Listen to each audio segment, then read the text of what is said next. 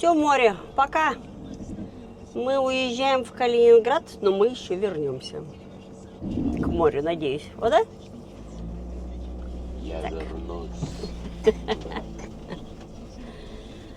Сейчас в Калининград, потому что надо заняться документами, на почту надо сходить, посылочку скинуть в Омск. А еще у нас воды нету. Просто, от слова совсем нету. Да? И воду набирать где-то, проблематично. Мало у кого есть вообще на улице эти краны. То есть на заправках там или это. Вон с тазика таскаете, с рукомойника. Да? Без проблем. Так взять-то можно, но просто ведрами надо таскать. Как в старые добрые времена. Коромысло вперед. Да. Да. Посмотрим где-нибудь. Нет, то бутылочками придется заливаться.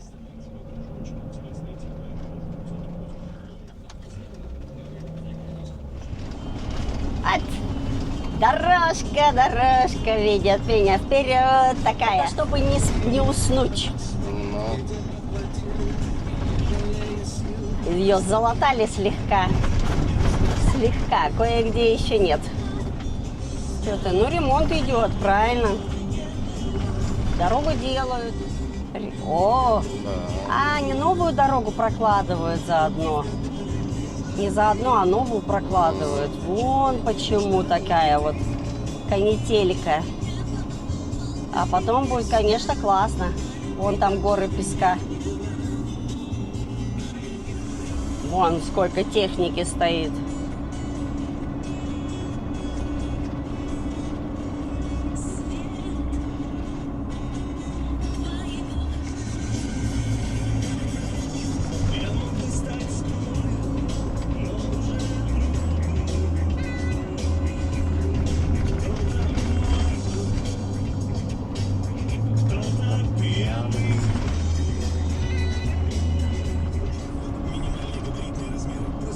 Заезжаем в Калининград.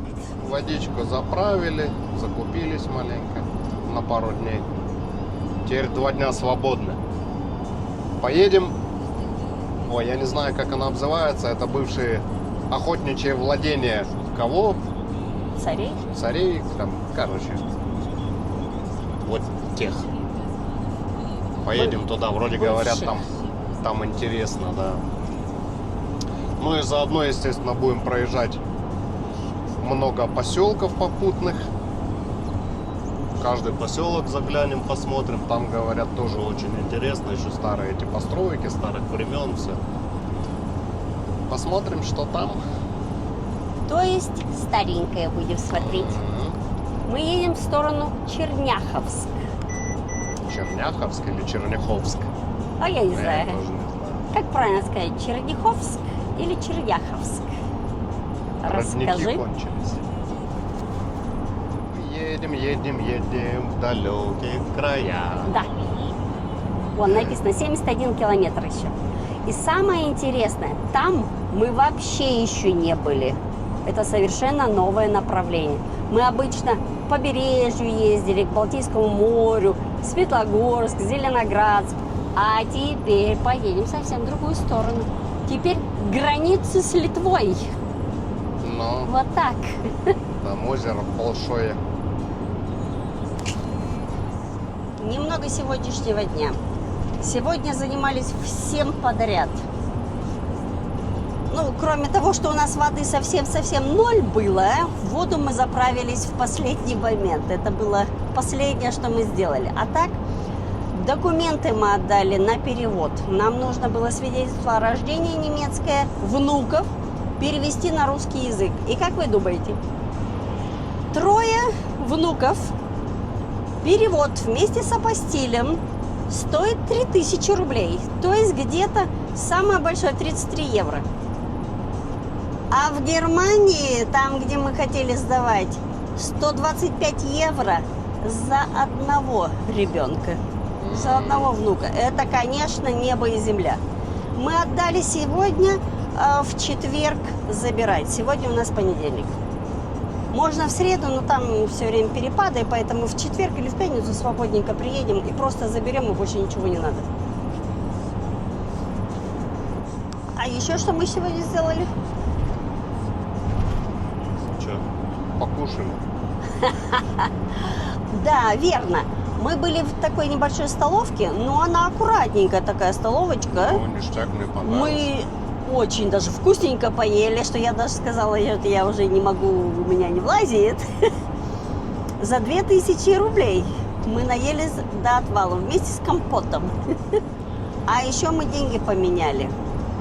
Ну, деньги поменяли. На сегодняшний день курс 92 рубля. вот за 1 евро. Сказали, что повысилось немножко, что было дешевле, 90 было. Да. А сегодня было 92. К сегодняшнему дню, это сегодня у нас 20 июля. Мы решили, что хватит ехать по асфальтированной дороге. Куда приедем, не знаем.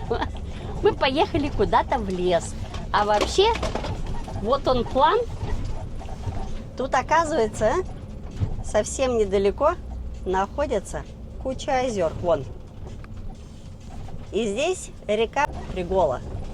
И вот мы сейчас едем в ту сторону. Где-то окажемся. Сейчас Серега тоже вот под такой вот дороге проезжать будет. О-о. Проверим колеса и машину.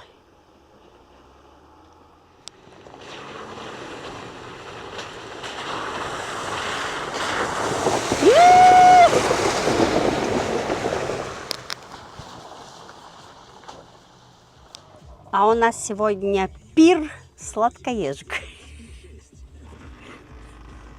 Танец живота. Танец живота, да. Праздник живота, а не танец. Праздник живота. Там у нас чернослив, коровка, птичье молоко, халва, дынька, всякие сладости еще. Есть один заезжий. Вот один единственный. Это черешня. Это еще оттуда из-за бугра. Все остальное свое. Сейчас как налопаемся вкуснятинки и пойдем спать. Потому что... А что, таблеточку выпили, блин, теперь можно это, как их обзывают, добавить. Да, теперь можно сладенького добавить. Да. Ага. Всё. Вон. Тут комарья. Так, открывать нельзя, одни комары тут. Мы возле озера. Так и примостились. Завтра покажем. Доброе утро. Мы ночевали сегодня в деревне Малиновка. Серега уже с утреца пылесосить решил. Вчера комаров отгоняли миллионы больше. Сегодня поспокойнее, потому что утро, раннее утро. А время где-то 9:30. Тут уже рыбаки приехали рыбу ловить. Очень хорошее местечко, просто классно. Спокойненько, тишина, благодать. Во. Ловить большая и маленькая. Немножко моросит, но мы все равно решили чуток прогуляться. Вот. Это не квадроцикл. Москвич 412. Само то гонять. Жаль. Так, через эту лужу я не пройду. Для этого нужны болотники. И вот здесь вот только что москвичонок проехал. Без проблем.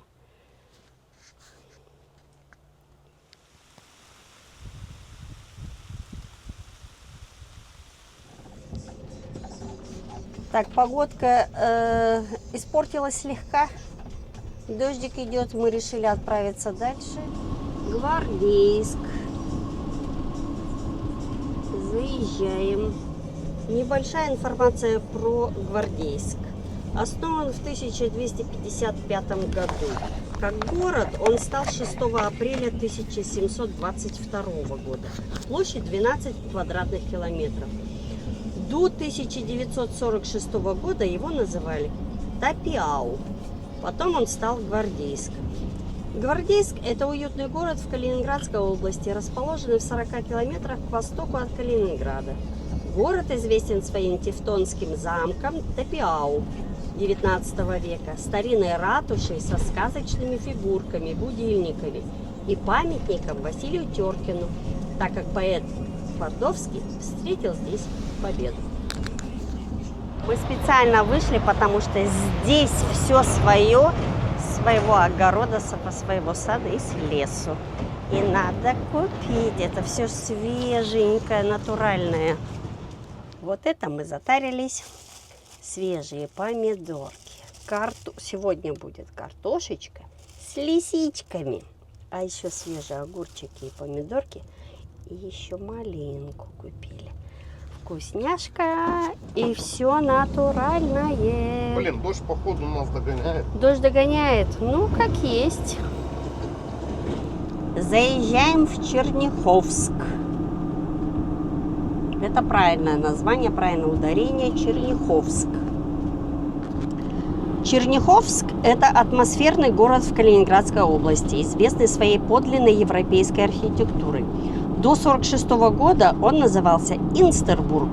Здесь сохранились тевтонские замки, старинные виллы и мощеные улочки. Это единственный город в России, где в пределах городской черты сохранились два средневековых замка – Орденский Инстербург и Епископский Георгенбург. Основан город в 1336 году, а городом он стал 10 октября 1583 году. Площадь его составляет 58 квадратных километров. Вот она, та самая брусчатка. Ну, она почти везде сохранилась, почти в каждом городке. Мы находимся в Черняховске и заходим в парк Победы. 300 лет русской гвардии.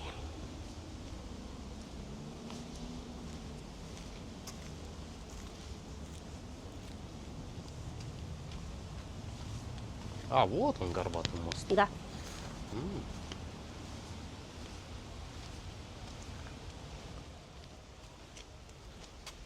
Поднимаемся наверх.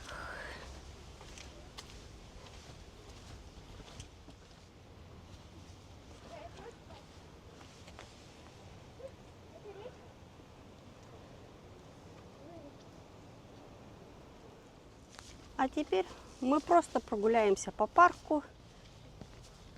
Мне кажется порой, что солдаты с кровавых не пришедшие полей не в землю эту полегли когда-то, а превратились в белых журавлей.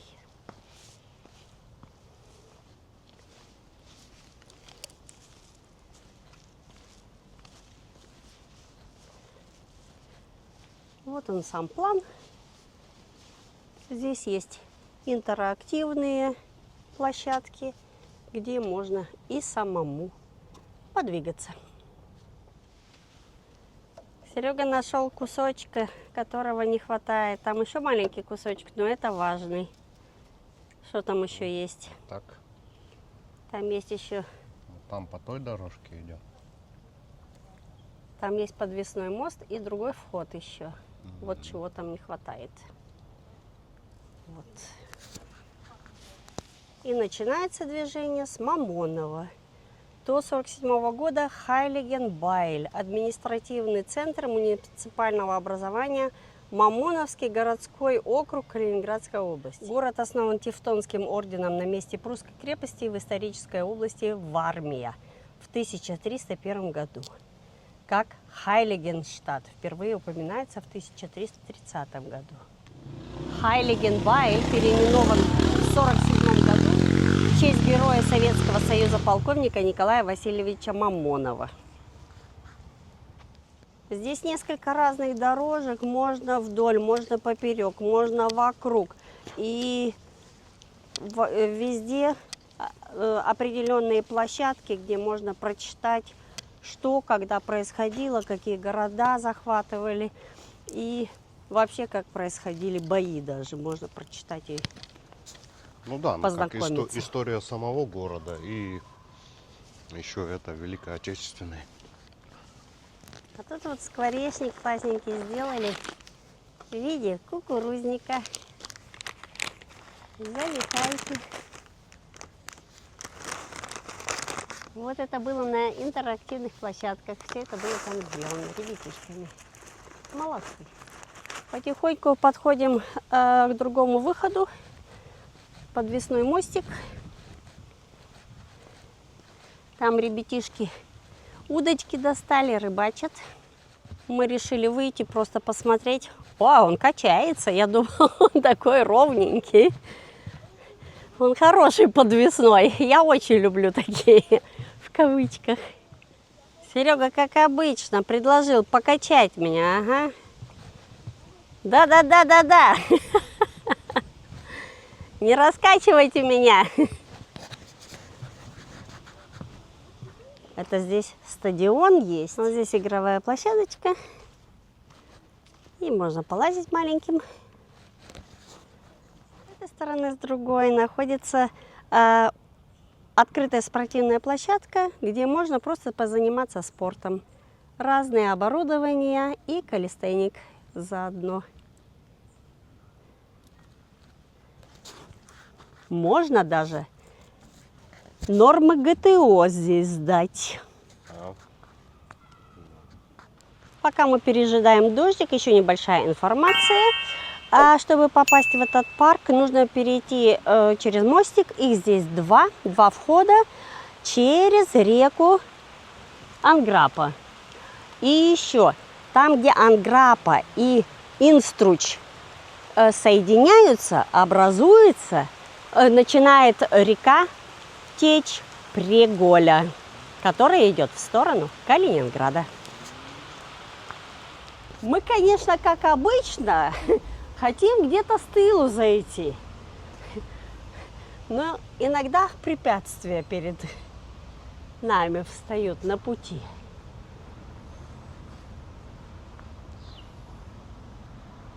Мы находимся возле руин замка Инстабург. Это Орденский замок, город Черняховск.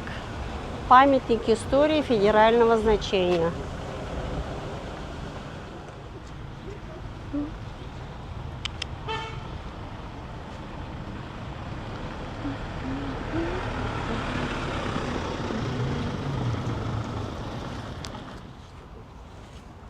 Вот название стоит.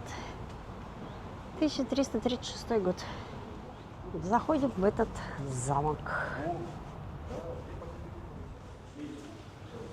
Вот он, Инстабург, потом Георгенбург, Гаплакен и Заляу.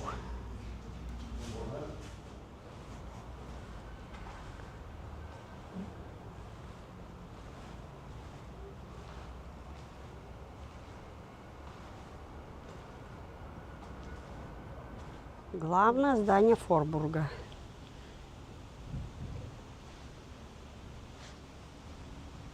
Мы внутри чисто благотворительно. 100 рублей, если без экскурсии, 150 с экскурсией. И если ты хочешь еще виртуально в 3D посмотреть с очками, то 300 рублей. Это Хохбург, цитадель.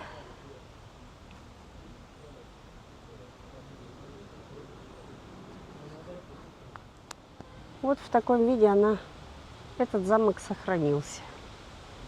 Конечно, рушится под влиянием природы.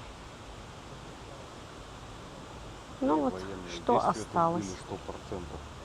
Конечно. А там какой-то подвальчик вниз. Это где пытки делали, наверное, как обычно. Ну да. Ну, кто его знает. Это уже внешняя оборонительная стена.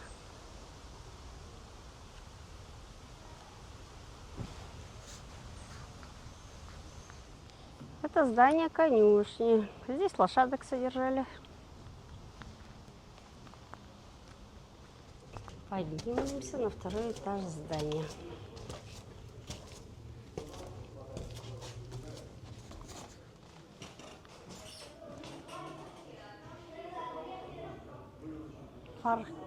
Фахверк.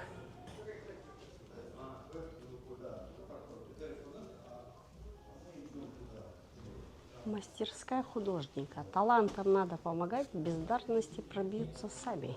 Дягилев.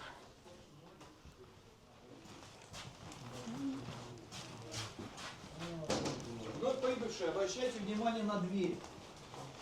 Я в шлеме, это группа ВКонтакте. Без шлема страница ВКонтакте. Сейчас вы ничего не поймете, куда попали, поэтому вывесил сразу. Домой вернетесь, спокойно посмотрите. Проводят разные мероприятия здесь. То есть это нам нужно для того, чтобы здесь... Одну назову, я беру все, это социокультурный центр. Центр Дом культуры. Памятник выдающемуся полководцу России генерал-фельдмаршалу князю Бартоломею Барклаю де Толли. Наговорила. Во. А его не видно. Обойдем.